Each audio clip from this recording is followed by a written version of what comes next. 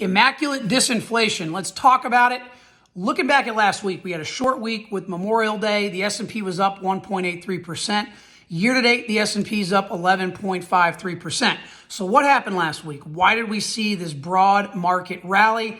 And I think the big reason why is we saw a sudden drop in the inflation metrics, and that really sparked the rally. The data that came out Thursday and Friday has the potential to change the game in the eyes of many investors. Why?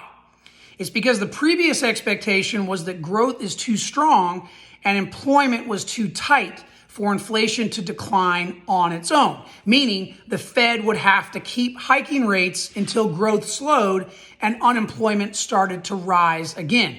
But the data that came out last Thursday and Friday hinted at the fact that inflation may actually drop on its own. And so if that's the case, the Fed doesn't need nor want growth to slow down or unemployment to rise. And that scenario right there, if it played out, would be the best of both worlds in the eyes of investors, which is why we saw that pretty sizable broad market rally last week, not just in big tech and AI stocks.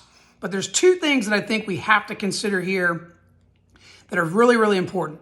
Number one, we did see a pretty sizable drop in the prices paid index last week. That wasn't a huge surprise, but I think it's important to point out that we are back to where it was in January. Second, the jobs report. We saw 300,000 jobs lost, and on the new order side of the ISM manufacturing index, we saw the new orders fall to 42. And that reading right there is absolutely a recession level reading. So those two things must be taken into consideration here. I think it's important that we remain cautiously optimistic, as I talk about frequently on my videos.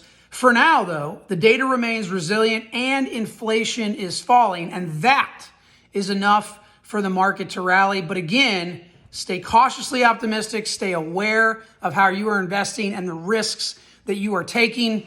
As always, questions, comments, please drop them below. Thanks for watching.